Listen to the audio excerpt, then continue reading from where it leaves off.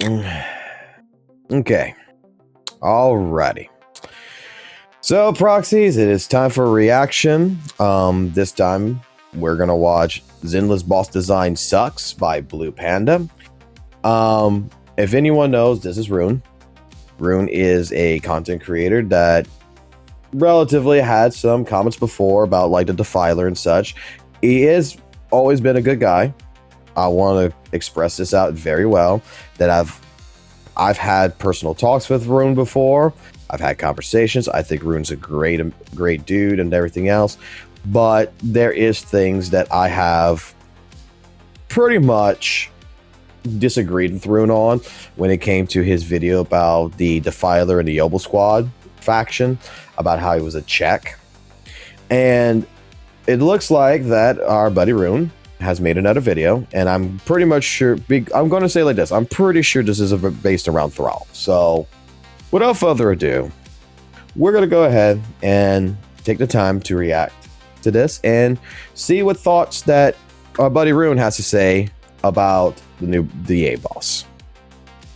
You're looking to snag that next S rank agent on your account, but yet you're out of polychromes and you're about to blow some cash on the in-store shop for some monochromes? Hold up before you top up. If you're playing Zenless Zone Zero, Genshin Impact, Honkai Star Rail, or any gacha game that empties your wallet, LDSHOP's got your back. With LDSHOP, not only you're just topping up, but you're saving money. 27% compared to the in-game store prices. That means more rolls, more chances for your dream agent, and way less pain on your bank account. And the best part? It's fast, it's safe, it's secure. No sketchy logins, no endless waiting. Just pick your game, choose your amount, pay, and boom. Your credits to the account before your pity counter even starts sweating. And here's the kicker for all my viewers out there. You'll save even more with the link down in the description below. So whether you're pulling for Orphe, Lucia, or one of those agents that, you know, RNG keeps teasing you with, don't let the in-game store rob you blind. Top smarter. Save yourself right now by using LDSHOP down in the link below. Oh, dude, what a bullshit-ass overhead. Come on, dude. Come on, man. I can beat this guy. He doesn't even go to local.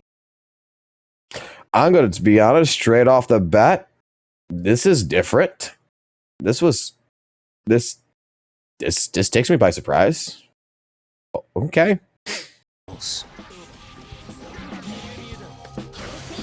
What? Are you serious, man? This game sucks, dude. Who could be calling at this hour? Moshi Moshi. What? You want me to come back and start doing Zenless stuff again? But I already said that I don't want to put in the effort anymore. What was that? There's a new boss in Zenless that might be worse than the Defiler? I'm on my way. Alright, let's get this over with.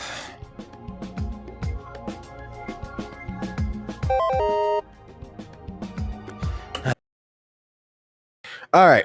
First minute into this so far, this is a little bit of a skit. I get it. But does this not come off like it sounds like, you know, Rune is the hero that is going to expose bad boss designs in Zenless Zone Zero?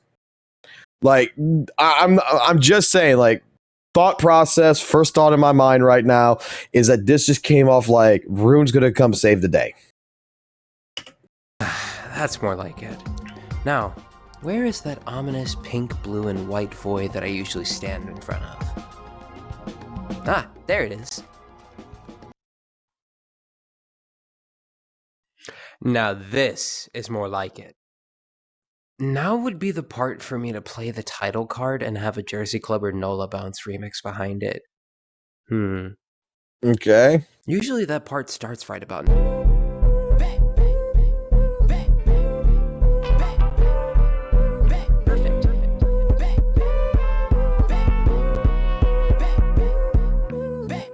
I hate Yidhadi. I'm kidding, guys. We're not gonna do this again. I'm allowed to joke. It's a joke, guys. It's called a hook. Amidst the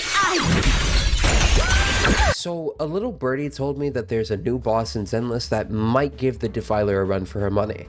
And after checking it out, holy shit. They aren't right, but they're extremely close. You mean to tell me that a boss that's suitable for agents with the stun specialty has a separate entity that cannot be stunned and a supposed stun resistance on top of that? I fear that if the Zenless devs continue to design bosses like this in the future, then the state of the endgame content is going to get worse and worse. And that's not even the worst part about this boss.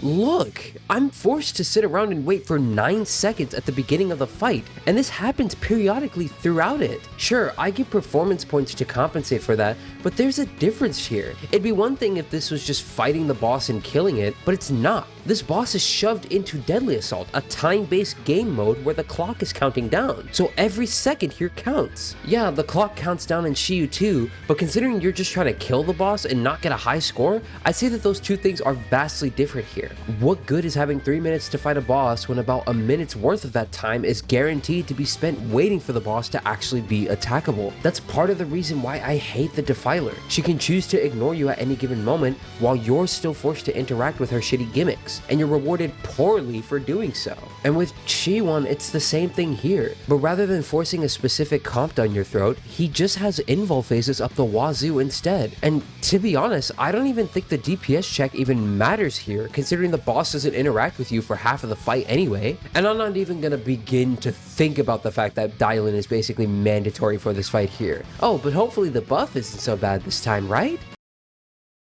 Yeah, sure, man, whatever, I don't care anymore. I just don't know. Whoa. The buffs are actually more generalized and are actually pretty damn good. Like, that middle buff is actually really good for Hugo. We got the oldie Zhuan one that is really more generalized. Like, the buffs are actually better this time compared to what it was with the Defiler. Really quickly, thought pattern on Thrall. The entire thought pattern on this is that, yes, we got the parts where he's invulnerable, he's flying around the map, stuff like this. And we get to the part to where we get the crocodile, which is non-stunnable. Correct? And, oh, this is suitable for stunnable characters. Well, if you've been watching my live stream, like yesterday and the weekend, we've been playing the heck out of Thrall because I think Thrall is an amazing fucking boss fight. There's a couple of thought patterns that comes involved with this. The design around this, first and foremost, I think actually incorporates an ability to stop HP inflation. Because this is, yes, you have a section here where you have the brother who is the stunnable character, which stun meter builds up immensely on him. Okay. Like, if you actually play that fight and everything else, you will notice that with stun characters, it could be Coletta, it could be Lighter, it could be Dylan, it could be whoever, he builds up days like a bat out of hell. When we get to the Crocodile, yeah, he's not stunnable. And he needs to be taking damage, which takes to account your attack agent. Now you need to utilize a different strategy. Dare I say, I could be wrong with majority of you, with everybody's gameplay style. But when I've watched people play bosses, and I'm going to use like the Hugo and Lighter team and Lycon team, for example. Okay. Typically, Hugo, you want 2 stunner agents when you're going against a boss, right? Hugo does not come into the play of the fight until the boss is stunned. It is Lighter and Lycon that is there, and their entire job is to build a stun meter, pop him into stun, then you pop Hugo, then you pop your stunner, then you pop Hugo, you pop your stunner, pop Hugo, and then you totalize. And then Hugo's gone. Hugo is not supposed to be on the field. This is a boss that takes that memorization of how you fight like that and says you need to throw that out the window. That you need to deal with the boss in a different method. With this boss in particular, I think even Lycon works really well against it too. But with this boss in particular, you have to go into it face first. And you got to realize that there's a section for the stunners and there's a section for your attack agent. So that way your attack agent is on the field more. And when you're fighting the Croc, who is invulnerable to stun, your attacks are actually still adding on to your high score meter. And I'll also say it like this, at the same point in time, with Thrall compared to Defiler, even Rune agrees with this, it's not as bad. Even he agrees. He said it like this. It's not as bad as Defiler, but he doesn't like the boss design. When you compare this to the Defiler, the invulnerability section of this is actually a lot less than what the Defiler was. Defiler, I'm going to say, if you're talking invulnerability, is at least 20 times worse than Thrall. Oh, how they went from a perfectly cool boss like the Wandering Hunter to just Defiler 2.0. Personally, Wandering Hunter is just a punching bag. Wandering Hunter is just a damn punching bag. Like,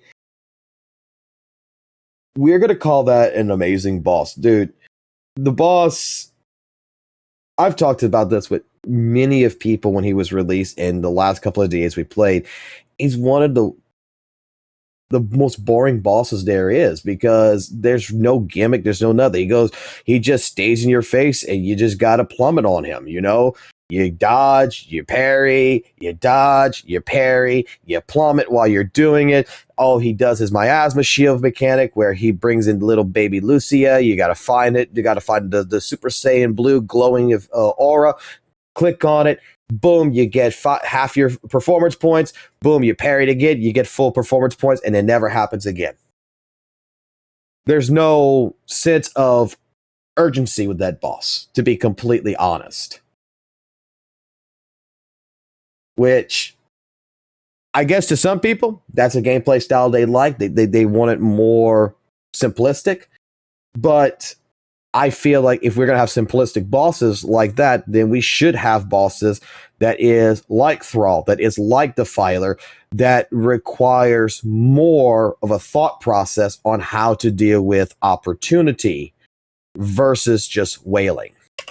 I still think that Defiler is worse because it enforces double attacker comps, but I absolutely understand why people hate this boss. And funnily enough, this is all Miyabi's fault. Less so Miyabi herself, more so the devs for creating her. They created a character that was so fucking strong that they not only had to come up with a terrible boss mechanic to compensate for this, but also an entirely new class centered around that boss mechanic. They had to figure out a way to make it so that people weren't auto-killing everything with Miyabi so that they could sell their newer units. And as a result of that, we get boss designs like this. This is a part of a bigger problem that Zenless has, where they continuously mix these big hype moments and aura story-centric bosses into their arcade-like game modes. Yes, these fights are cool the first time. They're absolutely amazing, but the spectacle gets lost on me the moment I have to fight it for the third time to try and get a score that I like.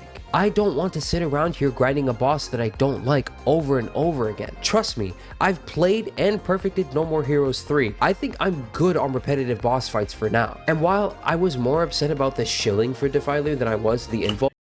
Let's just be honest. He's upset more the fact that you're clearing over 20k points. Like, I'm pretty sure Rune has no problems clearing 20k points on it, right? He's upset at the fact that he's not getting 40 or 50k probably. That there's a score timing, that he's having an issue, that with the tire fight, he's not having fun with the fight because the fight's not producing a high score for him, which in general, this is the counterbalance that I would suggest. He's correct.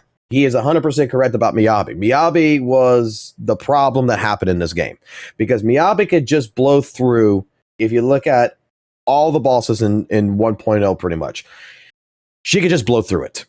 Miyabi had no stop. Miyabi said, fuck your mechanics. I'm Miyabi. Suck on my sword. Okay? She was the ruler of content. She was the easy button. 2.0 comes in, and then we're having the issue to where people who do not have Miyabi, that do not have built characters and such, they're bitching about HP inflation. Okay? HP inflation is a counteraction to someone like Miyabi. That, okay, well, these characters are getting stronger, new characters are getting stronger, even Rupture Rages are going to get stronger. The old content, pretty much the 1.0 content, people are just blowing through it. And we don't want people to take M0 characters, right? Mindscape 0 characters and 65k a boss. That should not be the goal. The goal is that you should have mindscapes to get to a 65k, but the idea is that 14k should be where the average player is wanting to come to. Okay, I had this conversation earlier today when I was on the road going to go pick up my kids. Is that straight up, the devs, if you watch the very first Deadly Assault interview, and what the idea behind it is that they put in the 6,000, the 14,000, and the 20,000 score limit. The idea is that they were thinking that players should be trying to achieve 14k reasonably accessible for the average account, the average player. Not the one who wants a challenge, not the person who, that's why the polychroms stop at 14k. You just need 6 stars. You don't need 9. That was for the average player. For the players that are looking at a challenge, they're looking at the bosses, they're looking at the content, they're thinking 20k is an ideal, it's the biggest ideal there is right here, the big situation for people who want to challenge themselves, that they still want to recognize them by saying, hey, look, if you get over 20k, you're still going to get something. It's not going to be polychrom rewards, but we're still going to recognize your effort for getting to this point. And then for some reason, this got lost and mistranslated over time. Now we're coming into the part to where people are upset because they're not getting high scores, stuff like this. Now we got bosses like this, which to me permeates a great system, to be completely honest. And Defiler is one that, yeah, attack agents, okay? It's a seed, it's an Obel squad check, right? Even though my Evelyn character, even though my Nekomata and everything else still can go ahead, a Corrin can still go ahead and pretty much get 20k on that boss any which way. It's not an Obel squad check. But when we're looking at bosses like Defiler, we're looking at bosses like Thrall, they're embodying that. We're good, instead of HP inflation being now the big thing that, you know, is the way of solving the problem. We're using invulnerability, we're using actual boss mechanics, and we're trying to force the player to play the boss. So that way, you know what? It counteracts what players have been bitching about. Let's make the content, like, you hear it all the time. Like the argument that I have heard 100 times about HP inflation in the last 6 months now or so, last 6 to 5 months, has been, well, why they're doing HP inflation? They should just make the bosses better. So that way, that the bosses are actually a challenge for me to deal with it. So that way, you know what? I don't have to deal with HP inflation. Well, guess what? They're creating bosses like this and people are upset about it. Like, that's what I see. Thrall to me is 100 times better than Defiler at the end of the day. Thrall is a much more hype fight. It's a much more cinematic fight. It has personality. And Thrall embodies a different type of play style that probably some people are not accustomed to, because even at first I was kind of like about it until I started realizing this is a fight that is designed around the idealism of pick your opportunities and capitalize on that opportunity as hard as possible. This is what matters. Opportunity. Not just going in and hitting buttons and mashing your way and brute forcing your way to a victory. Now we actually have to play in the boss mechanics. We have to get rid of obstacles so that way we have the ability when the time comes that we plummet through it and we actually do everything we used to do, but we're capitalizing that in these particular time frames that basically, dare I say it, it's a skill check. It's a knowledge check, yet again.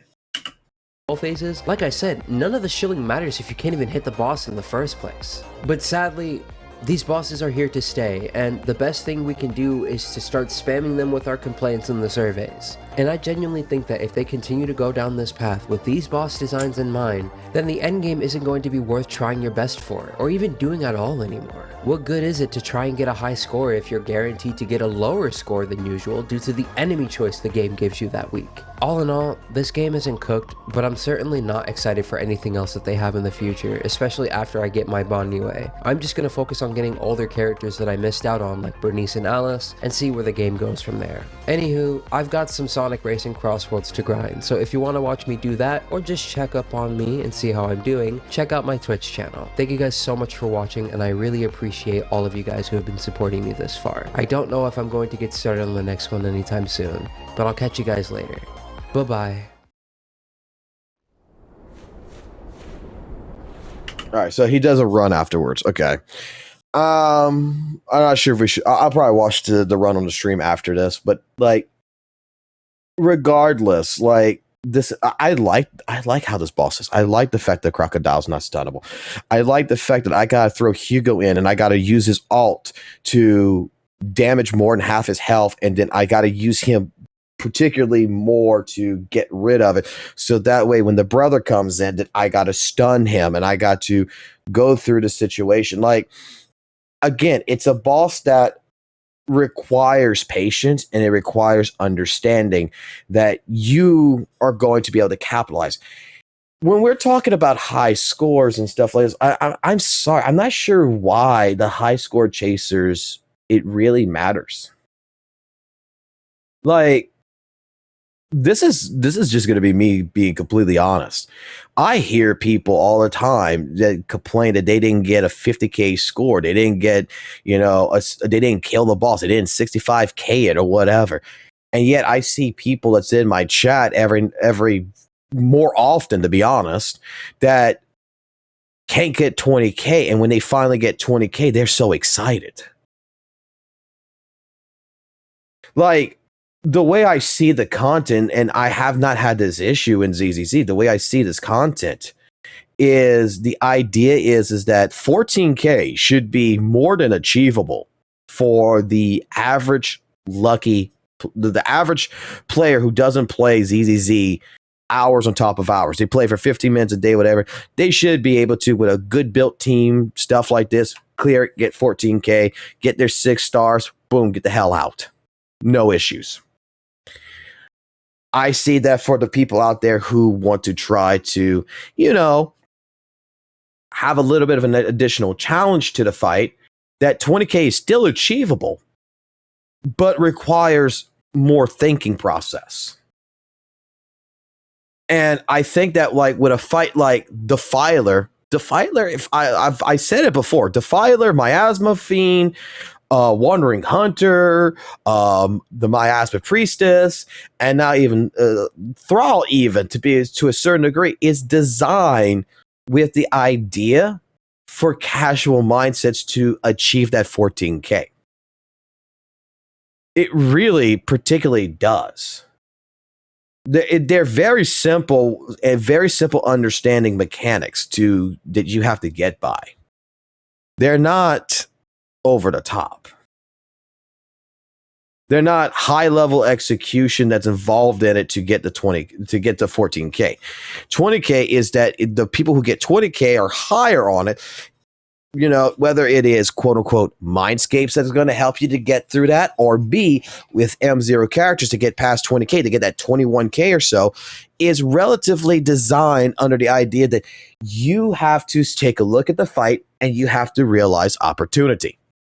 It's like, let me go ahead and just shorten it down. It's like a fighting game. You're in a defensive position. You can't touch a fucking button. You're blocking. You have an opponent that is wailing on you. You're now playing the role of the victim. Okay? Just like the Thrall fight, invulnerability phase, right? I can't do nothing except hold the back button. I'm stuck in a corner. I can't let go. But the moment that I see that my opponent whiffs a button, I see the moment that my opponent gives me an opportunity to excel, This is where all the training in the lab, this is where me understanding my team composition, whether it be a team of 3v3 or something, comes into play to where opportunity hits. I have to capitalize. Not just hit buttons and, dare I say, get a little bit of damage.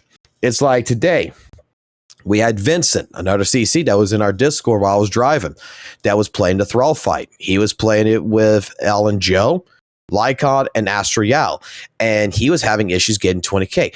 I drove for a good 45 minutes, and I'm hearing Vincent basically go ahead and just suffering.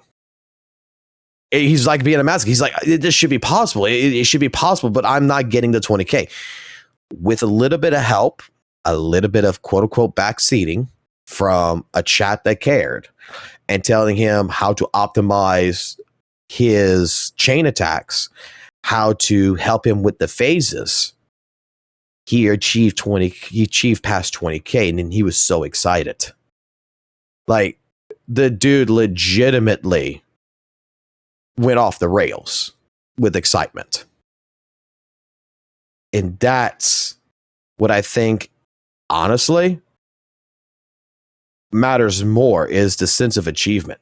And if you're not getting a sense of achievement, with the bosses, you're displeased with the score you're getting. You're not getting that 40, 50k score anymore. You're not happy with just getting past 20k, getting 21k, 22k. Then I'm gonna be honest with you. Kind of sounds like some people might be burnt out in Zenless Zone Zero. Sounds like maybe Zenless Zone Zero is going into a direction that you particularly might not like. And you know what? Either that might be the time where your mental health comes into play to where, yeah, you might want to consider stop playing the game. Just take a break. There's other great gacha games out there. Even Weathering Waves is a great gacha game to go ahead and try. I hear that Genshin's pretty good right now. I hear HSR is actually doing pretty well. Heck, I'm playing Bleach Soul Resonance. It's a damn good gacha game. Heck, I spent a week off of live streaming and spending time with my wife. You know what? I kind of realized that a relationship is kind of based, man. Remembering that I have a wife and the things my wife can do for me kind of makes me realize that, you know what? All this stuff with video games doesn't actually matter that much. So I'll leave it with that. Keep it classic, keep it jazzy, keep it always real, and leave your thoughts down below on this reaction.